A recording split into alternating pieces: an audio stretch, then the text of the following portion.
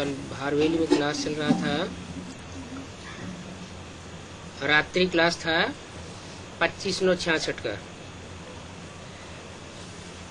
पहले पेज के मध्यांत में। बात चल रही थी कि आगे चल के पता चलेगा और ये चित्र अखबार में भी डालेंगे। सीढ़ी के चित्र की बात हो रही थी। कपड़े पर 8 चित्र भी छप जाएं तो बाबा मशीन बिलायत में भेज दें।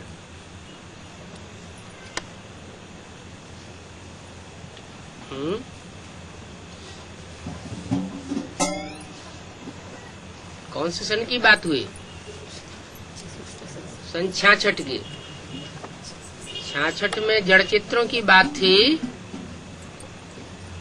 या चैतन्य चित्रों की बात थी? उस समय तो बेसिक नॉलेज थी ना, तो जड़ चित्रों की बात थी कि वो जड़ चित्र 8 छप जावे खास खास तो इनको विदेशों में भेज देवे। अभी तो बेहद की एडवांस नॉलेज चल रही है। अभी जड़ चित्रों की बात होगी या चैतन्य चित्रों की बात होगी? चैतन्य 8 चित्र तैयार हो जाएं, कपड़ा माना शरीर रूपी कपड़े पर वो 8 चित्र छप जाएं, तो उन चित्रों को बाबा विदेश में भेज देंगे, क्योंकि विदेश से प्रत्यक्षता अच्छी होती है। वहां पर प्रोजेक्टर प्रदर्शनी बहुत चलेंगे। बेहद में प्रोजेक्टर किसे कहा जाता है? प्रोजेक्टर में चित्र चलता नहीं है, चलचित्र नहीं होता है, स्थिर होता है।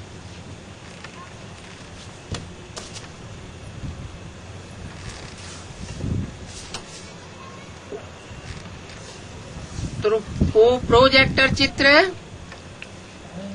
वो भी भेजेंगे और प्रदर्शनी के जो चित्र भेजेंगे वो भी भेजेंगे, वो भी बहुत चलेंगे। भारत भी तो बहुत बड़ा है ना, तो जो वॉरियर्स हैं उनको सारा दिन यही तात लगी रहे कि हम बाप को कैसे कैसे मदद करें। ट्रांसलाइट के चित्र भी बनवाएंगे।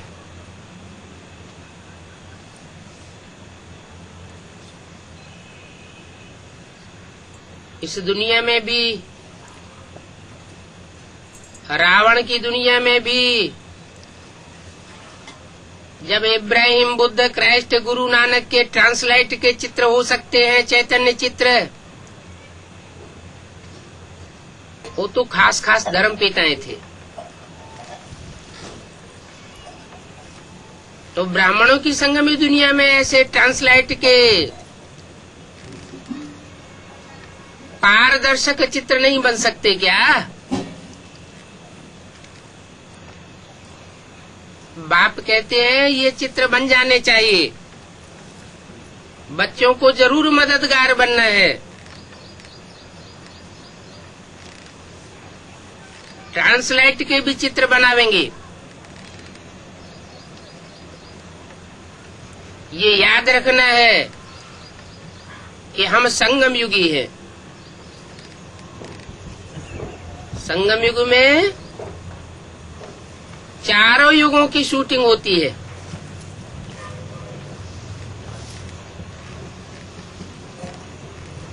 जो भी इब्राहिम, बुद्ध, क्राइस्ट, गुरु नानक आदि हैं, अथवा जो भी बड़े बड़े महात्माएं हुए हैं, उन सबके आधार मूर्त और उद्धार मूर्त बीज रूप आत्माएं ब्राह्मणों की दुनिया में अभी मौजूद है, जिनके द्वारा शूटिंग चल रही है और चलनी है।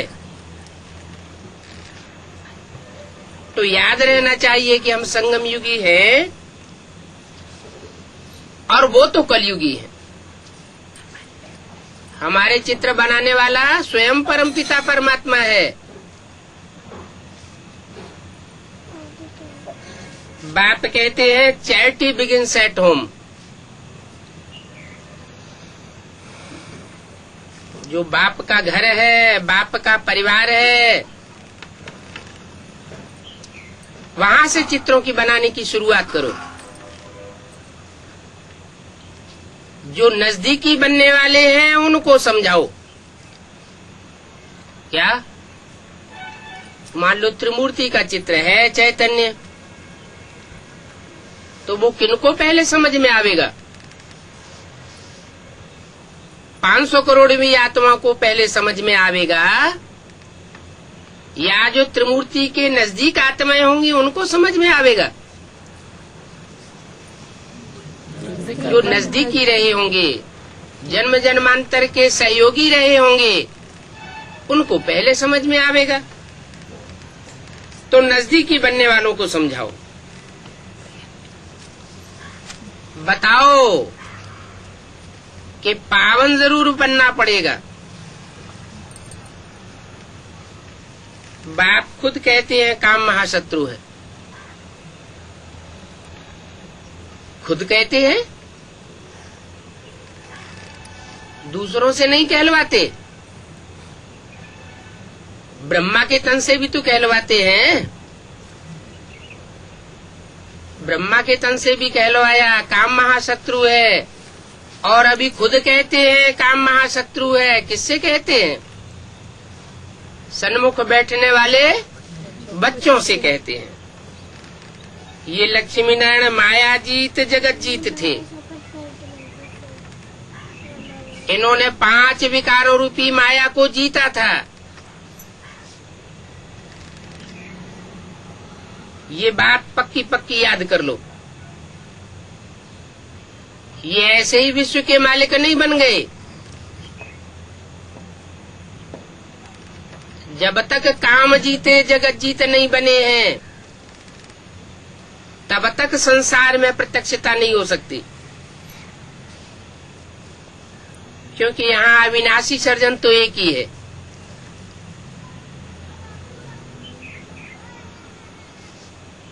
वो सर्जन होते हैं, उनका तो विनाश हो जाता है। ये अविनाशी सर्जन है, उनको संग का रंग लगता है, इसको संग का रंग नहीं लगता है। ये रूहानी सर्जन है,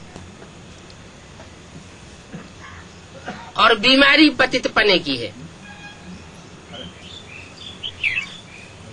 जो पतित पने की बीमारी वाले हैं, उनको ही आकर के पावन बनाते हैं। सन्यासियों को पावन नहीं बनाते हैं। उन धर्म पिताओं को पावन नहीं बनाते हैं। तुम बच्चे जो बहुत पतित बन पड़े, पूरे 84 जन्म लेने वाले हो, उनको ही आकर के पावन बनाते हैं। इस जन्म में कर्म भोग चुकतू करना है। अभी कोई अगला जन्म नहीं आने वाला है। अभी ये आखिरी चांस है। चाहे योग बल से चुकतू करो,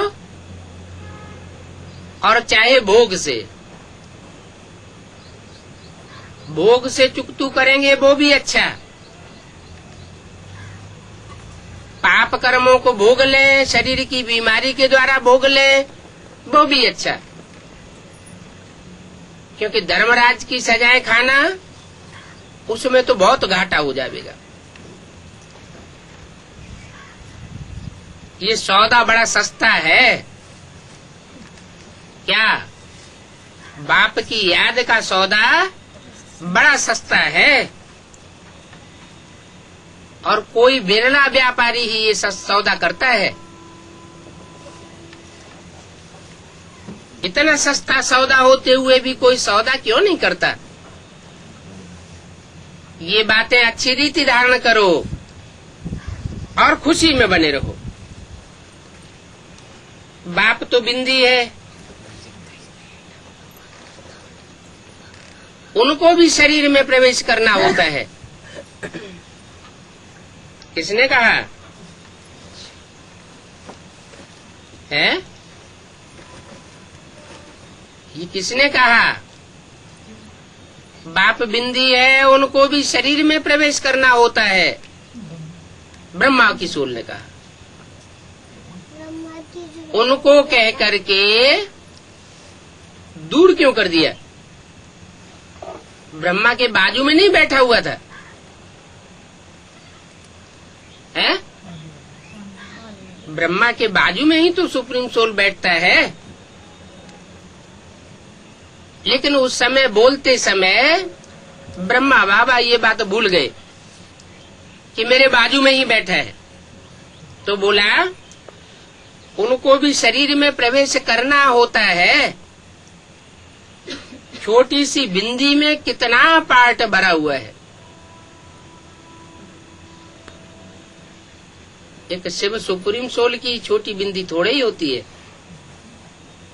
हर मनुष्य आत्मा की छोटी बिंदी है। कीट पशु पक्षी पतंगे सबकी बिंदी तो छोटी है। तो उनके लिए क्यों कहा कि छोटी सी बिंदी में कितना पार्ट भरा हुआ है?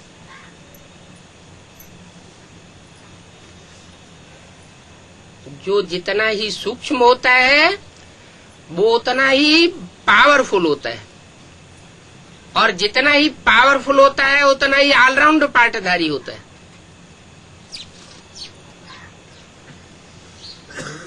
ये बड़ी वंडरफुल बातें हैं। गीता का भगवान निराकार है। क्यों? ब्रह्मा के तन में आकर के गीता नहीं सुनाई क्या? ब्रह्मा के तन में भी तो गीता ज्ञान सुनाया ना। तो वो निराकार नहीं हुआ क्या?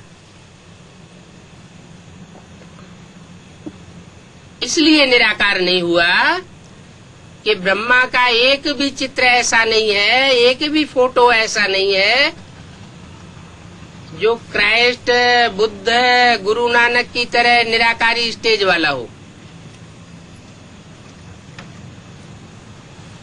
बिंदी बिंदी आत्माएं तो सब बिंदी है, निराकारी है। लेकिन जब वो शरीर में प्रवेश होके प्रत्यक्ष होती है तब कहा जाता है ये निराकारी है, ये साकारी है। साकारी स्टेज है और चेहरे की स्थिति वो स्पष्ट नजर आती है, और निराकारी स्टेज है और उन धर्म पिताओं की, क्योंकि पिता को बीज कहा जाता है। बीज माना निराकार। वो चेहरा अलग दिखाई पड़ता है। तो गीता का भगवान भी निराकार है।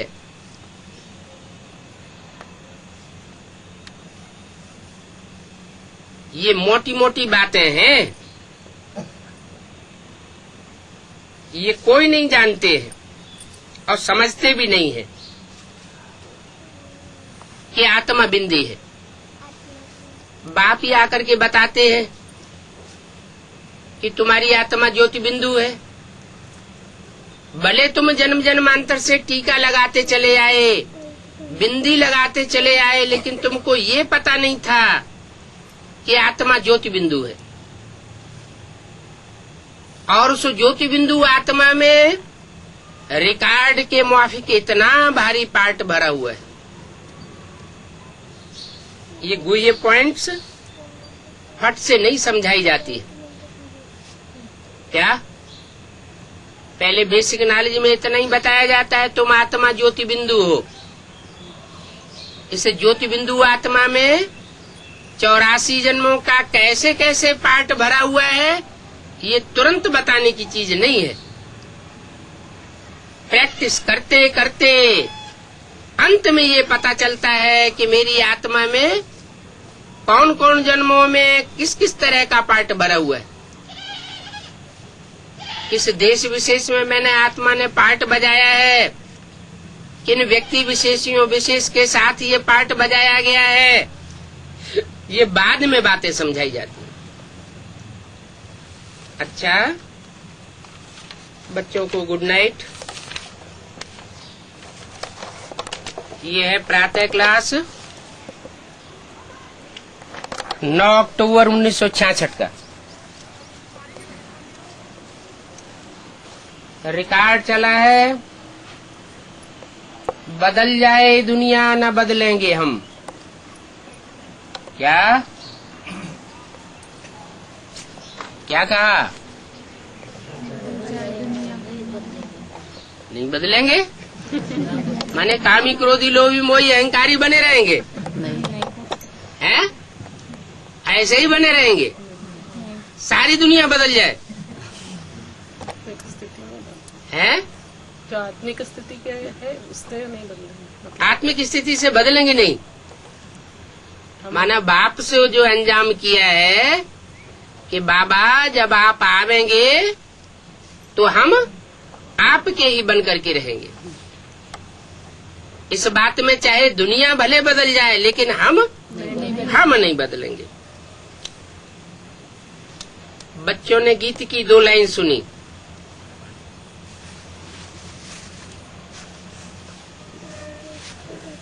उन्होंने तो गीत बनाई दिया है, गीत बनाने वालों ने गीत बनाई दिया है। जैसे कोई की सगाई होती है तो ये पक्का ही है कि स्त्री पुरुष कभी एक दो को छोड़ेंगे नहीं।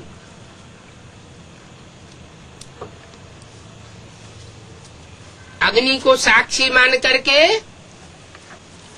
ये प्रतिज्ञा कराते हैं कि हम एक दूसरे के साथ जीवन भर निभावेंगे। कोई विरला ऐसा होता है जिनकी आपस में नहीं बनती है तो छोड़ भी देते हैं, लेकिन भारतवर्ष में तो मोस्टली निभाते हैं। यहाँ तुम बच्चे किसके साथ प्रतिज्ञा करते हो? वो तो 63 जन्म मनुष्यों ने मनुष्यों के साथ प्रतिज्ञा की, और यहाँ किसके साथ प्रतिज्ञा करते हो? एक ईश्वर के साथ, जिसके साथ तुम बच्चों की व सजनियों की सगाई हुई है।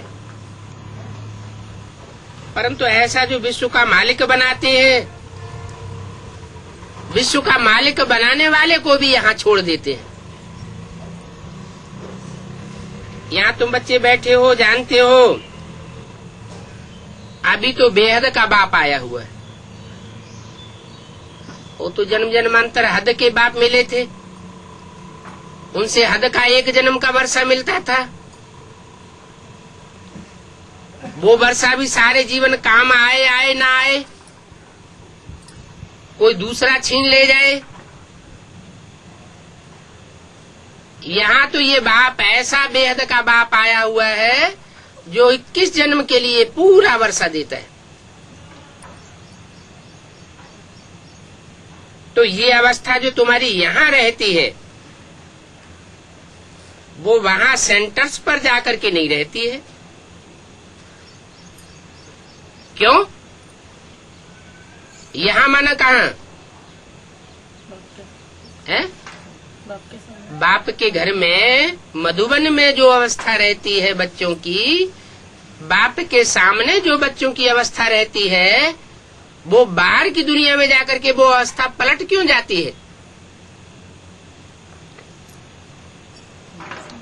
बाहर की दुनिया में बाहर वालों का संग का रंग लगता है, और यहाँ बाप के घर में बाप का संग का रंग लगता है। सेंटर पर समझेंगे बाबा की बजाई हुई मुरली आई है, और यहाँ क्या समझेंगे? हैं? बाबा डायरेक्ट हमारे सामने मुरली चला रहे हैं। तो यहाँ और वहाँ में बहुत फर्क हो जाता है। क्या? सन्मुख मुरली सुनने में और बाहर बैठ करके मुरली पढ़ने में अथवा सुनने में बहुत फर्क हो जाता है। इसलिए बोला अव्वल नंबर है डायरेक्ट मुरली सुनना, सन्मुख सुनना, और द्विम नंबर है टैप रिकॉर्डर से सुनना, क्योंकि टैप रिकॉर्डर भी ज्यों का त्यों सुनाता है। शब्द शब्द ज्यों का त्यों सुनाता है। सिर्फ कमी क्या हो जाती है? हाव भाव की कमी हो जाती है, वाइब्रेशन की कमी हो जाती है, जो बाप की दृष्टि मिलती है वो दृष्टि की भी कमी हो जाती है। टैप रिकॉर्डर से दृष्टि भी नहीं मिलेगी, वाइब्रेशन भी नहीं मिलेगा।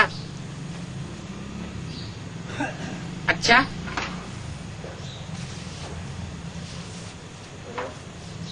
टीवी में तो दृष्टि भी मिलती है,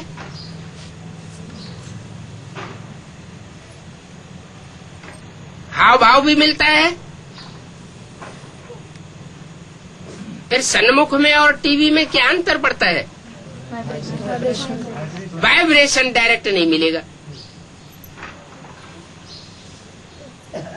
तो टीवी को गुड सेकंड क्लास कह दो, टैप रिकॉर्डर को सेकंड क्लास कह दो, और सन्मुख को फर्स्ट क्लास मुरली कहेंगे। फिर भी फर्क बहुत हो जाता है, क्योंकि यहाँ बेहद के बाप दादा के तुम सन्मुख बैठे हो।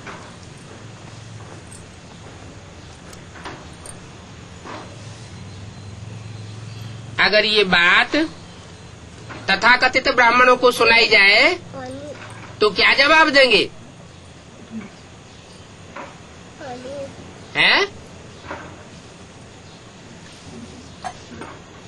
उन बेसिक नॉलेज लेने वाले ब्राह्मणों को अगर ये बात सुनाई जाए तो क्या जवाब देंगे? हैं? हैं? नहीं, वो कहेंगे हम तो पहले ही डायरेक्ट मुख से सुन चुके। हमने डायरेक्ट मुख से सन्मुख बैठ करके मुरली सुनी है।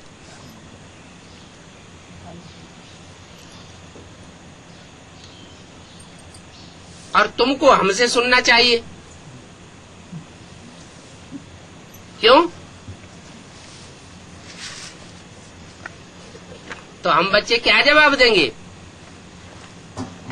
हैं? उन्होंने तो अपना झंडा ऊंचा कर दिया, हम पहले ही सुन चुके हैं डायरेक्ट मुरली। हैं? हम अभी सन्मुख सुन रहे हैं। नहीं, फिर तुम तो बाद में सुन रहे हो ना। उन्हें तो ओल्ड इज गोल्ड मान लिया है। वो कहेंगे हमने ओल्ड सो गोल्ड मान लिया है। तुम तो बाद का बचा कुचा तमो प्रधान मान ले रहे हो, क्योंकि ज्ञान भी पहले सतो प्रधान होता है, फिर सतो सामान्य, फिर रजो, फिर तमो। दुनिया की हर चीज सतो रजो तमो से गुजरती है। तो वो तो अपना झंडा ऊंचा कर देंगे, फिर क्या करोगे? मुंह लटकाए लेोगे? हैं? हाँ, आप कहेंगे हमने यज्ञ के आदि में डायरेक्ट बाप से सुना था, और जो आदि में सुना सो अंत में भी सुन रहे हैं। आदि में भी हमने फर्स्ट क्लास मान लिया था, और अंत में भी फर्स्ट क्लास माल हम ले रहे हैं। तो अपना झंडा नीचा नहीं करना चाहिए, नशा रहना चाहिए कि हम डायरेक्ट बाप से सुनते हैं। उन्होंने तो फिर भी माँ से सुना। किससे सुना? माँ के स्वरूप, नाम ही था ब्रह्मा, बड़ी माँ। माँ से तो वर्षा नहीं मिलता। और हम जिससे सुनते हैं वो डायरेक्ट बाप सुनाता है। जो भी ज्ञान रतन हमको सुनाता है वो ज्ञान रतन जन्म जन्मांतर के लिए स्थूल रतन बन जावेंगे। क्योंकि यहाँ जितना जो ज्ञान रत्नों को धारण करता है वो धारण करने वाला बड़ा बनता है। यहाँ बड़े और छोटे की क्या पहचान? वहाँ बेसिक नॉलेज में तो बड़े और छोटे की यह पहचान कि जो पुराना ज्ञान में चल रहा है वो बड़ा है, दीदी दादी दादा है। और यहाँ बड़ा कौन? जो ज्ञान में बड़ा, धारणा में बड़ा, सो बड़ा ठहरा।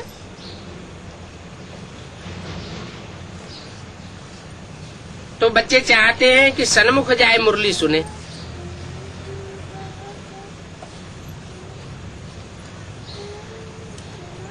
क्या? कहाँ जाए? हैं? कहाँ जाए मुरली सुने? मधुबन में जाए, डायरेक्ट मुरली सुने। यहाँ बच्चों की बुद्धि में कि बाबा आया कि आया। जैसे और सत्संग होते हैं ना, वहां वो समझेंगे फलाना स्वामी आया, स्वामी जी आया, महात्मा जी आया। परंतु वहां तो ख्यालात भी सबकी एक जैसी नहीं होगी। कईयों का तो बुद्धियोग और तरफ भटकता रहता है। कोई को पति याद आवेगा, कोई को संबंधी याद आवेगा। बुद्धियोग एक गुरु के साथ भी टिकता नहीं है। कोई विरला होगा, विरला भक्त होगा जो स्वामी जी की याद में बैठा होगा।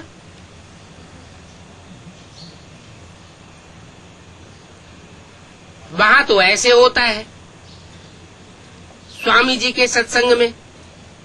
और यहाँ ऐसा होता है या नहीं होता है? हैं? होता है कि नहीं होता? यहाँ भी ऐसे होता है। क्या कोई बिरला होगा जो सन्मुख बैठ करके पूरी याद में रहता होगा? ऐसे नहीं कि यहाँ सब बैठे बैठे शिव बाबा की याद में रहते हैं। बुद्धि योग इधर उधर नहीं भटकता है, दृष्टि इधर उधर चंचल नहीं होती है। उन सत्संगों में भी ऐसे होता है, यहाँ भी ऐसे होता है। बुद्धि कहाँ की कहाँ दौड़ जाती है। वहां भी बुद्धि भटकती है, यहाँ भी बुद्धि भटकती है। मित्र संबंधी याद आते रहेंगे। सारा समय एक ही शिव बाबा की याद रहे, फिर तो अहो सौभाग्य। स्थायी याद में कोई विरला होगा जो रहता होगा।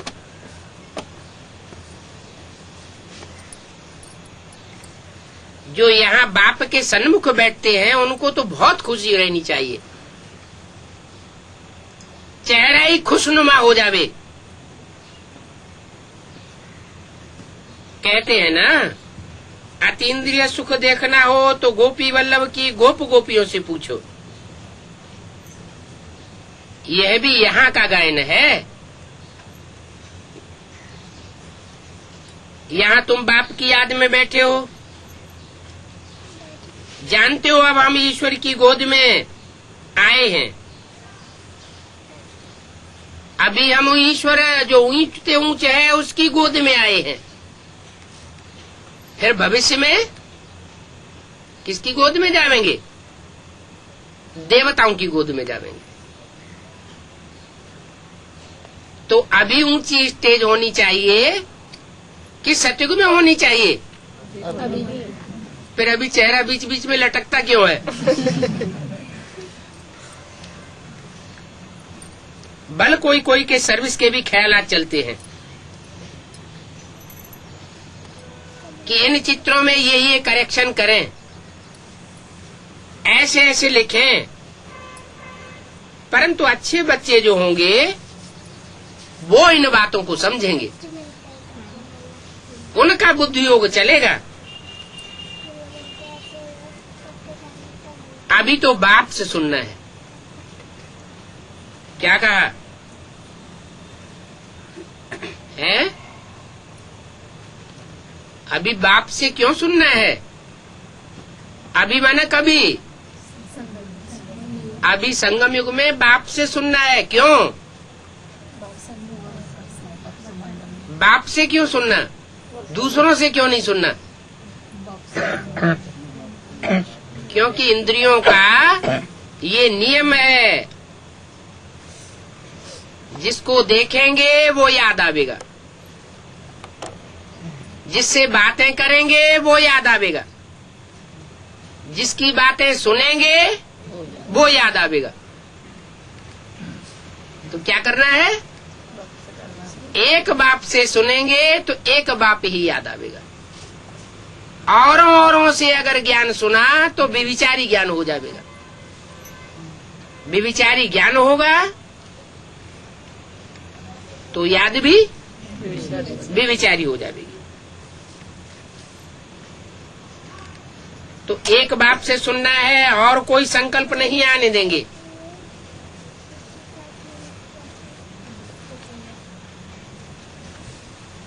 बाप ज्ञान रत्नों से झोली भरने के लिए आए हैं।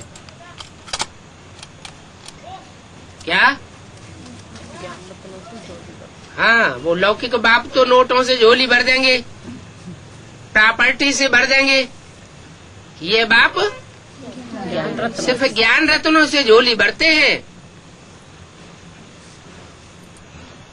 तो पेट भरता है या पीठ से लग जाता है?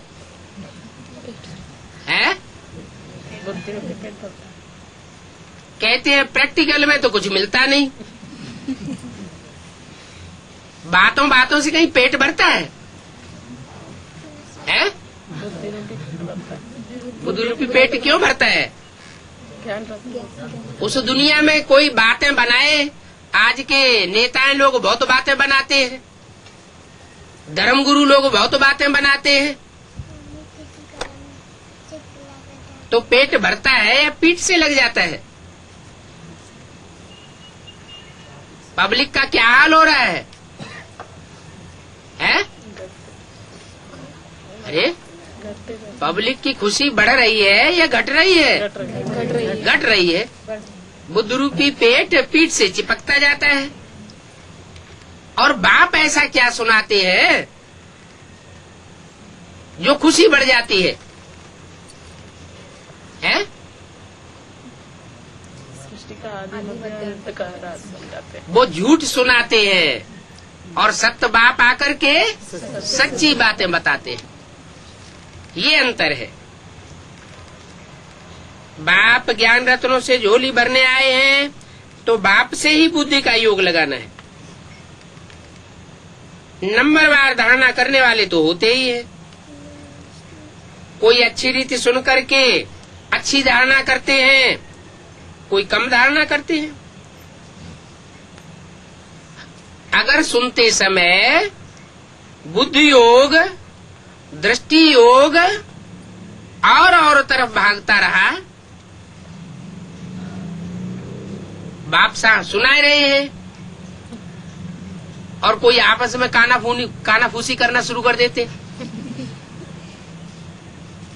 तो उनका क्या हाल होगा? अगर बुद्धि योग और तरफ दौड़ता रहेगा तो जो बाप ज्ञान रतन देते हैं उन रत्नों की धारणा ही नहीं होगी।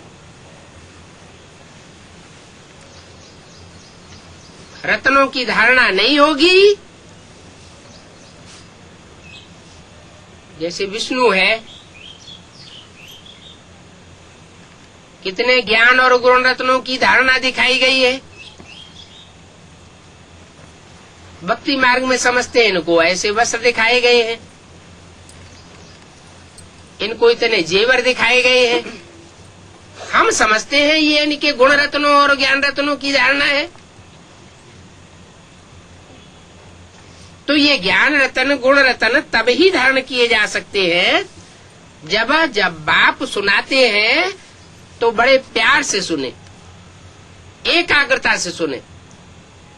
सुनते समय और तरफ बुद्धि का योग बिल्कुल नहीं जाना चाहिए। परंतु कोई कम धारण करते हैं, कोई ज्यादा धारण करते हैं। एक दो बार मुरली सुनी,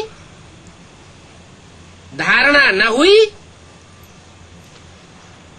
तो फिर वो आदत पक्की हो जाती है। क्या? जैसे कोई पहली बार चोरी करता है तो उसके दिल के अंदर बहुत खाता है। दूसरी बार चोरी करेगा, तीसरी बार करेगा तो उतना दिल के अंदर पश्चाताप नहीं होगा। फिर कई बार चोरी करेगा तो पश्चाताप बिल्कुल बंद हो जाएगा। तो आदत पक्की हो गई ना। ऐसे यहां भी बाप जब सुनाते हैं तो ध्यान नहीं देते हैं। एक बार ध्यान नहीं दिया, दूसरी बार ध्यान नहीं दिया, 2-4 बार ध्यान नहीं दिया, तो आदत पक्की होती जाती है। फिर कितना भी सुनता रहेगा, उनको धारणा हो नहीं सकती और फिर दूसरों को भी सुनाई नहीं सकेंगे। जिसको धारणा होगी उनको फिर सर्विस का शौक होगा, वो चलता रहेगा, जाए करके दान करूं, क्योंकि ये दान जो बाप देते हैं वो और किसी के पास दुनिया में नहीं है। बाप ये भी जानते हैं सबको धारणा नहीं हो सकती, सब एक रस ऊंच पद पाए नहीं सकते, इसलिए बुद्धि भटकती रहती है। ये भी ड्रामा में नूद है। भविष्य तकदीर इतनी ऊंच नहीं बननी होगी तो बुद्धि योग और दृष्टि योग इधर उधर भटकता जरूर रहेगा। कोई फिर ऐसे होते हैं जो स्थूल सर्विस में हड्डी हड्डी दे देते हैं, सबको राजी करते हैं। जैसे भोजन पकाते हैं, खिलाते हैं, तो ये भी तो कर्मणा की सब्जेक्ट हुई ना। सर्विस का जिनको शौक होगा वो मुख से कहने बिगर रहेगा नहीं, कुछ न कुछ बोलेगा जरूर। फिर बाबा देखते हैं कहाँ दे अभिमान, बीच बीच में आता तो नहीं है। ज्ञान तो सुनाते हैं, लेकिन ज्ञान सुनाते सुनाते दूसरों का रिगार्ड भी रखते हैं ना।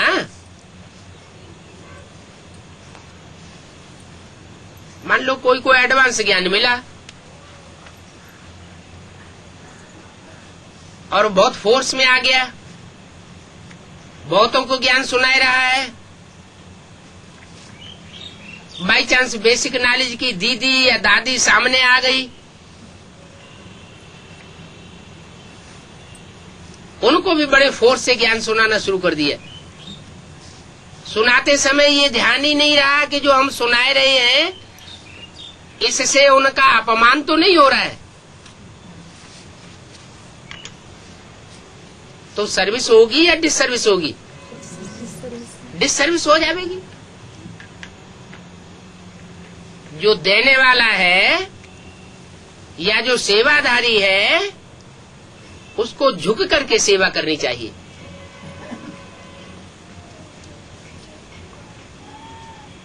सेवा में अगर अहंकार आ जाता है, बड़प्पन आ जाता है, तो सेवा नहीं हो सकती। सेवा का मेवा खुशी नहीं मिलेगी, क्योंकि दूसरी आत्मा का दिल दुखाई दिया। बाबा देखते भी हैं कि कहां कहां बहुत देह अभिमान आ जाता है। जो बड़े बड़े महारथी होते हैं उनका रिगार्ड तो रखना चाहिए ना। ऐसे नहीं हम तो बाबा के बच्चे हैं, फिर भी नंबरवार 1-2 को रिकॉर्ड रखना होता है। हाँ, कोई छोटा भी होशियार हो जाए तो हो सकता है आगे चल करके जो बड़े बड़े हैं उनको उसका रिकॉर्ड रखना पड़े। क्या कोई छोटा नया नया ज्ञान में आया और ज्ञान में अगर तीखा हो जाता है और धारणा भी अच्छी करता है, देहंकार भी नहीं आता है, निरहंकारी बन करके रहता है, तो हो सकता है जो आज के दीदी दादी दादाएं हैं उनको भी आगे चल करके उसका रिगार्ड रखना पड़े, क्योंकि उनकी बुद्धि गैलप कर रही है। सर्विस का शौक देख करके बाप तो खुश होंगे ना। बाप तो उन बच्चों को याद करते हैं जो सर्विसेबल होते हैं। ये तो बड़ी अच्छी सर्विस करेंगे। सारा दिन प्रदर्शनी पर समझाने की प्रैक्टिस करनी चाहिए और ये भी बुद्धि में चलना चाहिए कि इन चित्रों में क्या क्या करेक्शन होनी चाहिए। जैसे बाबा ने कहा ये चित्र बनाओ, तो उन चित्रों के आधार पर तुम अमृत पिलाते रहेंगे। वो कहते हैं हमको मूत दो, बिख दो, क्योंकि मूत पलीती मनुष्य होते हैं। बाप तो कहते हैं बच्चे तुम्हारा ये अंतिम जन्म है, अभी तुम ये ज्ञान अमृत पीवेंगे तो अमरपुरी का मालिक बनेंगे। क्या कहा? कब की बात है? हैं? ये मुरली कब की है? 66 की है। और 66 की मुरली के समय तो ये भी बोला था कि अभी ज्ञान अमृत नहीं कहेंगे, अमृत तो मंथन से निकाला जाता है। ब्रह्मा के मुख से जो वाणी चली उस वाणी का मनन चिंतन मंथन भी हुआ था? नहीं हुआ था। जैसे छोटे छोटे बच्चे बेसिक नॉलेज में होते हैं, दोहे कवित्त रट लेते हैं, उन पर मनन चिंतन मंथन नहीं कर पाते। तो बताया कि उस समय ज्ञान अमृत नहीं कहेंगे। अमृत तब बनता है जब मंथन किया जाता है। जैसे दूध को बिलोया जाता है, मथा जाता है, मंथन किया जाता है तो मक्खन निकलता है। शास्त्रों में भी कथा आई हुई है, सागर मंथन हुआ,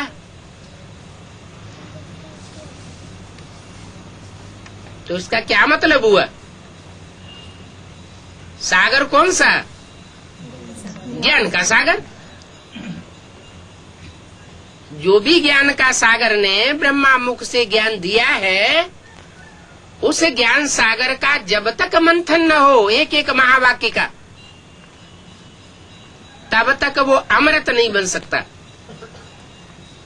अमृत बनता है और वो अमृत पीवेंगे तो अमरपुरी के मालिक बनेंगे। नहीं तो उस समय ब्रह्मा सरस्वती भी अमृत पीते थे क्या? पीते थे? हैं? नहीं पीते थे। अच्छा, दीदी दादियों के सामने ये बात कहना क्या है? क्यों हम राधे मम्मा और दादा लेखराज ब्रह्मा ज्ञान अमृत नहीं पीते थे?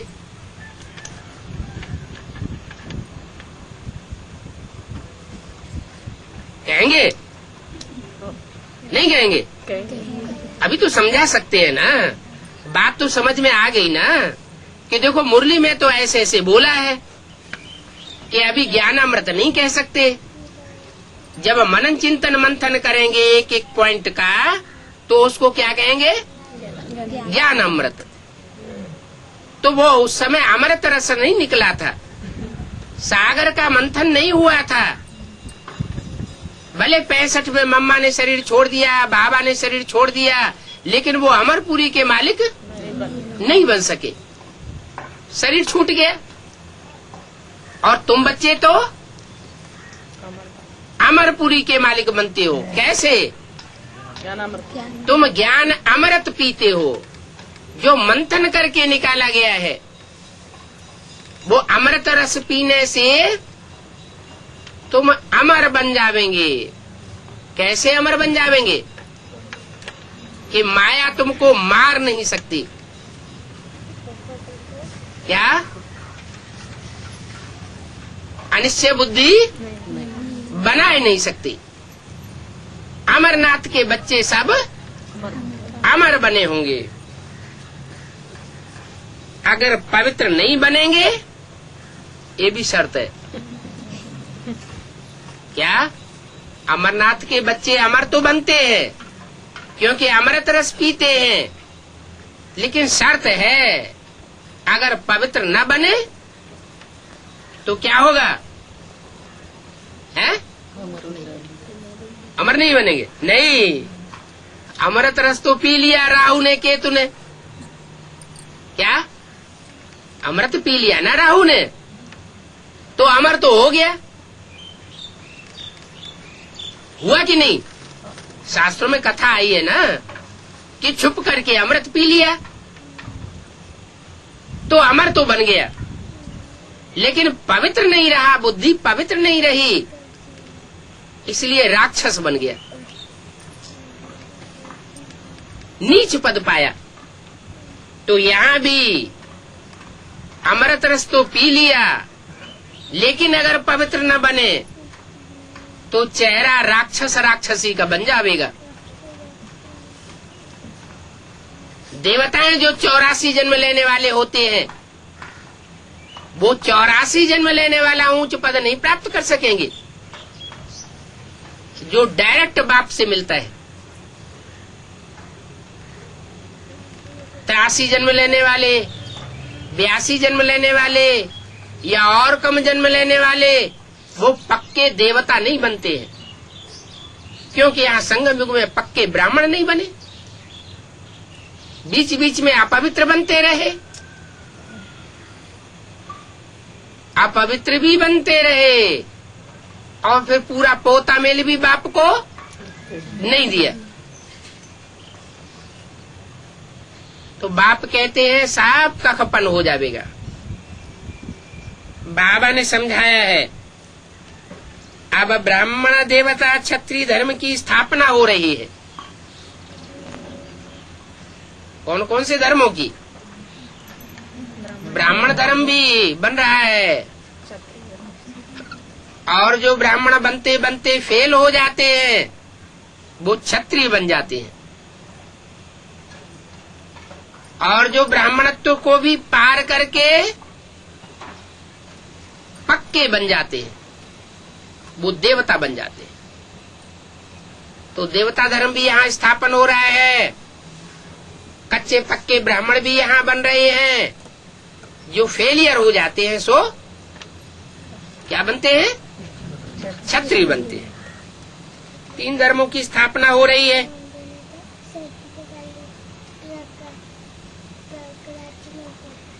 ब्राह्मण सो देवता बनेंगे,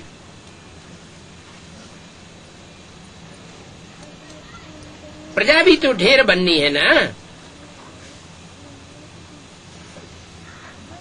देवताएं तो बनेंगे, लेकिन उनमें भी कैटेगरीज है। कोई महाराजा बनेंगे, कोई राजा बनेंगे, कोई रानी बनेंगे, कोई राजघराने में ऊंच पद पाने वाले प्रिंस प्रिंसेस बनेंगे, कोई प्रजा बनेंगे। प्रजा में भी कैटेगरीज, कोई फर्स्ट क्लास साहूकार प्रजा बनेंगे, कोई सेकंड क्लास बनेंगे, तो कोई थर्ड क्लास, कोई फोर्थ क्लास प्रजा बन पड़ेंगे। क्योंकि प्रजा भी तो ढेर बननी है ना।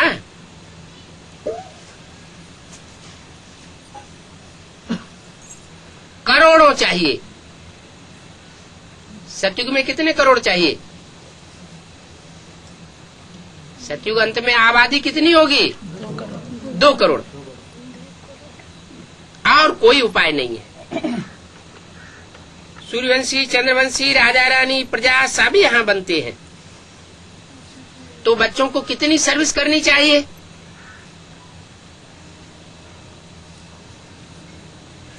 पर्सनल सेवा करेंगे, एक बैठ एक को समझावेंगे तो उनको दृष्टि का भी फोर्स मिलेगा, वाइब्रेशन का भी फोर्स मिलेगा, वाचा का भी फोर्स मिलेगा और आप भी विचारी फोर्स मिलेगा। तो प्रजा बनेगी या वारसदार बनेगा? वारसदार क्वालिटी निकलेगी। और एक बैठ अनेकों को समझावेगा तो क्या होगा? दृष्टि का फोर्स भी बढ़ जाएगा, वाइब्रेशन का फोर्स भी बढ़ जाएगा, वाचा का फोर्स भी बढ़ जाएगा। एक प्रश्न करेगा, दूसरा प्रश्न करेगा। एक के प्रश्न के जवाब में दूसरे को इंटरेस्ट नहीं आवेगा। एक सोता रहेगा, दूसरा सुनता रहेगा।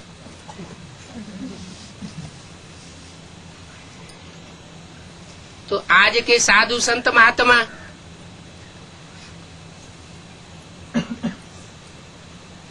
या बड़े बड़े नेताएं या ब्राह्मणों की दुनिया के बड़े बड़े मठाधीश, पीठाधीश पैसा इकट्ठा करने के लिए हुजूम को ज्ञान देते हैं। बाप कहते ये हुजूम की पब्लिक इकट्ठा करने की दरकार नहीं है। मैं तो अपने परिवार के बच्चों को पढ़ाता हूँ। बाहर की दुनिया को, लोगों को इकट्ठा करके अनेकों को बैठ करके एक साथ नहीं सुनाना चाहिए।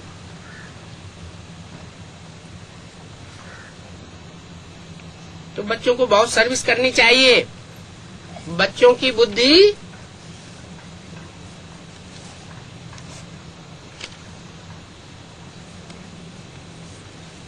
बहुत सालिम होनी चाहिए। अभी हम ब्राह्मण हैं, घर गृहस्थ में रहने से हर एक की अवस्था तो अपनी अपनी रहती है। क्यों? जब सभी घर गृहस्थ में रहते हैं तो एक जैसी अवस्था रहनी चाहिए। अलग अलग प्रकार की अवस्था क्यों हो जाती है? बल अवस्था नीचे ऊपर होती है तो भी घर बार छोड़ना नहीं है। बाप कहते हैं बल घर में रहो, परंतु बुद्धि में ये निश्चय रखना कि ये पुरानी दुनिया सब खत्म हुई पड़ी है। अभी हमारा तो बाप से काम है। भले हम घर गृहस्थ में रहते हैं तो भी ये घर गृहस्थ के जो भी संबंधी हैं वो अंत तक हमारा साथ नहीं देंगे। हमारा तो सिर्फ एक बाप, दूसरा न कोई, ये भी जानते हैं। कल पहले जिन्होंने ये ज्ञान लिया होगा वो ही लेंगे। सेकंड बाय सेकंड हूबहू रिपीट हो रहा है। आत्मा में इन बातों का ज्ञान तो रहता है ना।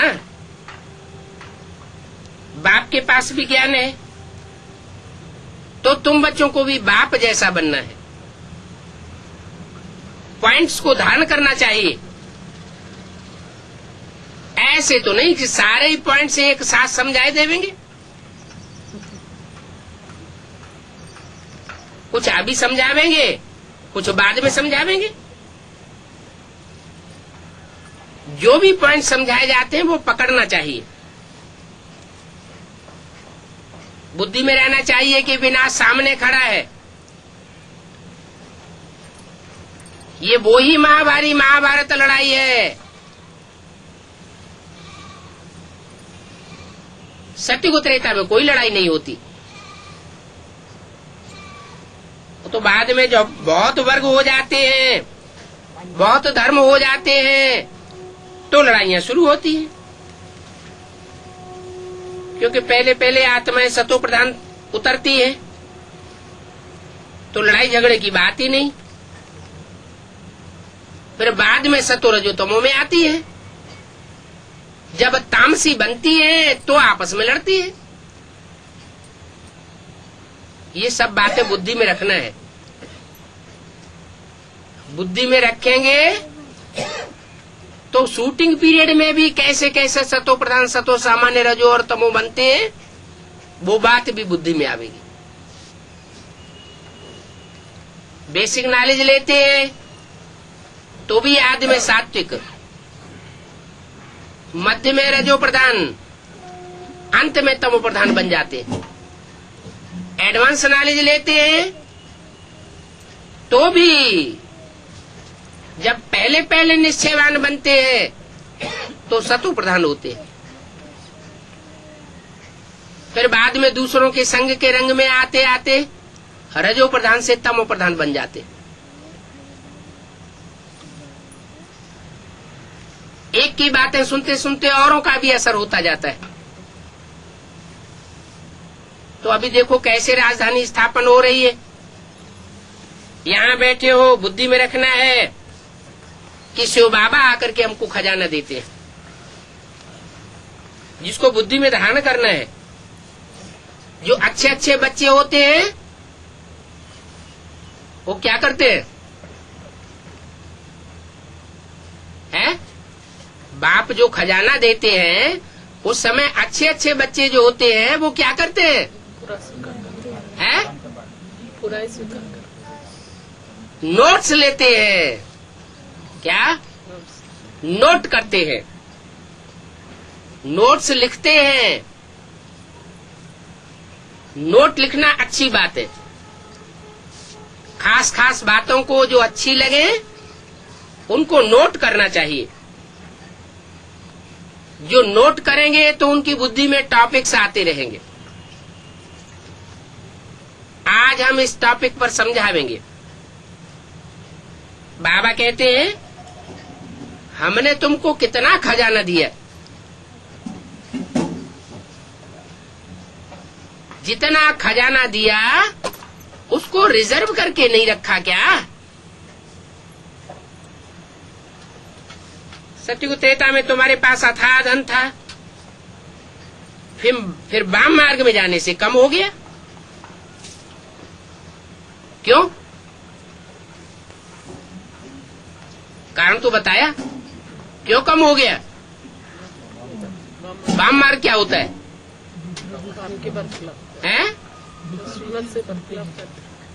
वाम मार्ग माना उल्टे हाथ की तरफ।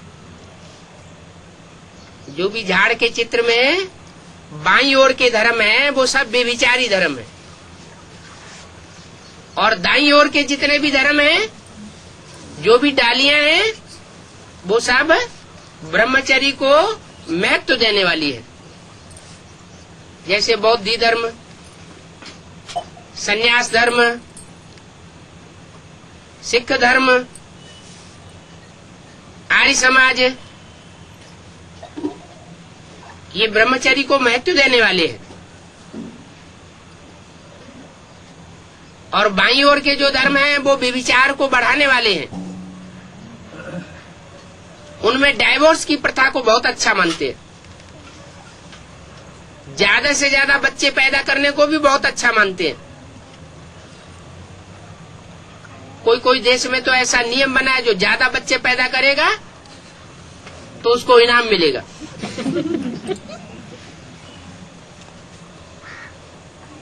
एक तो जानवरों को भी इनाम मिलना चाहिए। कुत्ते कुतिए तो जीत जाएंगे। बाप कहते तुम्हारे पास जो अथाह धन था वो वाम मार्ग में जाने से तुमको खत्म हो जाता है, खुशी भी कम हो जाती है। धन बहुत होता है तो खुशी बहुत होती है, धन कम हो जाता है तो खुशी उड़ जाती है। तो यहाँ भी ये ध्यान रखना है क्या कि औरों के संसर्ग संपर्क में हम जास्ती ना आवे, चाहे दृष्टि का संसर्ग संपर्क हो, चाहे वाचा का संसर्ग संपर्क हो, चाहे कर्मेंद्रियों का संसर्ग संपर्क हो। अगर औरों के संपर्क संसर्ग में आते रहेंगे तो रिजल्ट क्या होगा? हमारी जो धारणा है वो नष्ट हो जाएगी, विविचारी बन जाएंगे।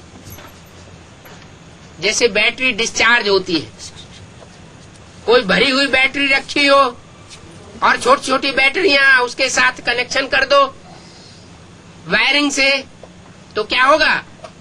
बड़ी बैटरी का क्या हाल होगा? बड़ी बैटरी भी डिस्चार्ज हो जाएगी। तो यही हाल है आत्मा का।